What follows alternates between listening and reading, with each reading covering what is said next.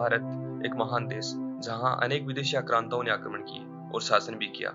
अरबियों और मुगलों ने तो यहाँ पे लंबे समय तक राज किया था, लूटपाट भी की थी और समय समय पर कत्लेआम तक करवाए थे। परंतु अरब और मुगलों के बीच में जो समय अंतराल था, उस समय कहाँ थे ये विदेशी आक्रांता। सन 712 में सिंध पर आक्रमण होता है। उसके बाद 12वीं शताब्दी में मोहम्मद गोरी का आक्रमण मिलता है, परंतु इस दौरान यहाँ कोई विदेशी आक्रमण नहीं मिलता। 8वीं सदी से लेके 12वीं सदी तक ये विदेशी आक्रांता कहाँ थे और किसने शासन किया होगा उस समय भारतवर्ष पर, और क्या स्थिति रही होगी उस समय भारत देश की। परंतु वास्तविकता तो यही है, उस समय भारतीय योद्धाओं ने ही इनको खदेड़कर भारत की सीमाओं के बाहर रहने को मजबूर कर दिया था। और उसी काल में अरबियों को पराजित करने वाला एक महान योद्धा भी था, बप्पा रावल। वैसे तो भारत के एक महान राजवंश मेवाड़ के बारे में कौन नहीं जानता, और अगर उसी मेवाड़ के इतिहास को आधार माने तो मेवाड़ के राजवंश गुहिल और उसी की शाखा सिसोदिया ने राष्ट्र रक्षा में अपना सब कुछ न्यौछावर किया था।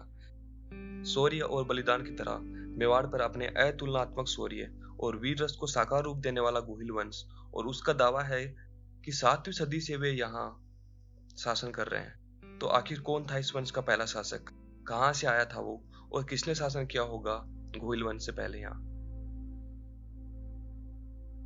दोस्तों ये तो सभी जानते हैं, मेवाड़ की धरा भक्ति, शक्ति और त्याग का अनूठा संगम है। ये धरा राणा सांगा, राणा कुंभा और राणा प्रताप के पराक्रम और पन्नाधाय के बलिदान की भी साक्षी रह चुकी है। सिंध की घाटी पर विजय प्राप्ति के बाद अब अरब मुस्लिमों का सीधा सामना बीनमाल और मंडोर के गुर्जर प्रतिहारों से और मेवाड़ के मौर्य व गुहिलों से होता है। उस समय मेवाड़ की ही सेना थी जिसने देश की सीमाओं की रक्षा की थी, वरना आज भारत देश में सनातन धर्म की कोई पहचान नहीं होती। 8वीं सदी में जब अरब आक्रमणकारियों ने राजस्थान की सीमाओं को रक्त से पोतना शुरू किया था, तो चित्तौड़ के मानमोरी और नागदा के गुहिलों ने ही गुर्जर प्रतिहार वंश के शासक नागवट प्रथम के नेतृत्व में संघर्ष किया था। सन 712 में खलीफा के सेनापति मोहम्मद बिन कासिम ने सिंध के शासक दाहिर सेन पर आक्रमण किया और राजधानी आलौर व वहां के प्रमुख शहर ब्राह्मणाबाद को अपने अधीन कर लिया था, और अब गुर्जर प्रतिहार साम्राज्य की सीमा पर खड़ा था। पर उस समय खलीफा व उसके सिपह सलार मोहम्मद बिन कासिम के बीच आपसी विवाद हो गए थे, जिस कारण यह सेना आगे नहीं बढ़ पाई थी। परंतु खलीफा कहाँ रुकने वाला था। उसने 8 वर्ष बाद सेनापति हासिम के नेतृत्व में फिर से सेना का गठन किया और चालुक्य व प्रतिहार की ओर बढ़ने लग गया। परंतु इस बार इन क्षेत्रों के राजाओं ने एक संगठन बनाया जिसका नेतृत्व प्रतिहार सम्राट नागभट्ट प्रथम कर रहा था, और सेनापति थे नागदा शासक बप्पा रावल। गुजरात के चालुक्य सेनापति पुलकेशी भी इस संगठन में शामिल हुए। कुछ समय बाद उसने वहां अल मंसूर नाम से सिंध की नई राजधानी बनाई थी। सन 731 ईस्वी में इसी राजधानी का गवर्नर अल हकीम बनकर आया, और उसने आगे चलकर सन 736 ईस्वी में भीनमाल और गुजरात पर आक्रमण किए। परंतु इस बार फिर से बप्पा रावल के नेतृत्व में भारतीय सेना ने अल हकीम को परास्त भी किया और भारत से खदेड़ा भी था।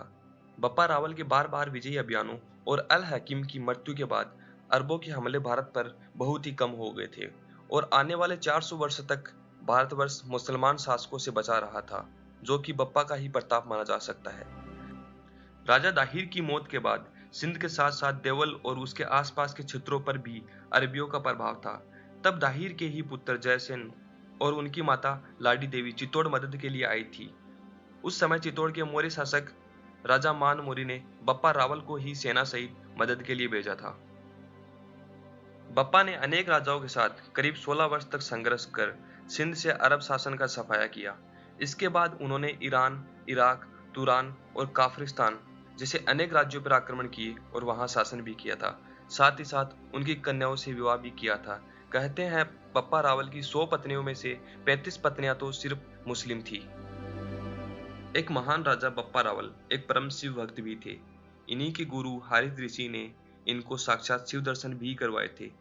सन 734 में इन्हीं गुरु के आशीर्वाद से बप्पा रावल ने राजा मानमोरी को हराकर चित्तौड़ पर अधिकार किया था और वहां मेवाड़ वंश की स्थापना की थी।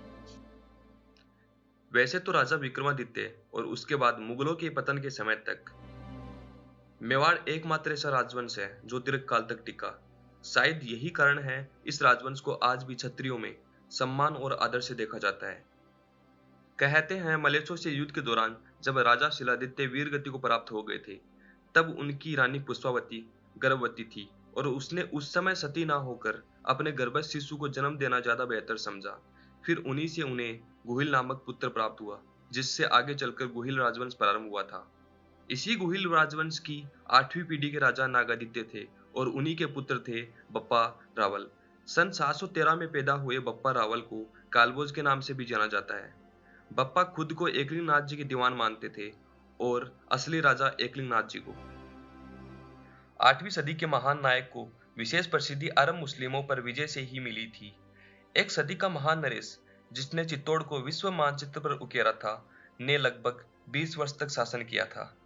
मात्र 20 से 22 वर्ष की उम्र में गौरवपूर्ण कृत्य करने वाले एक राजा ने बाद में धर्म का मार्ग चुना और शिव भक्ति में लीन हो गए।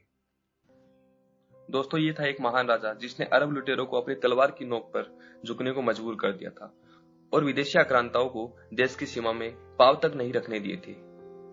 दोस्तों, जानकारी अगर अच्छी लगी हो तो लाइक और शेयर जरूर कीजिएगा। इतिहास के रोचक किस्सों और जानकारी के लिए बने रहिए। जय हिंद, जय भारत।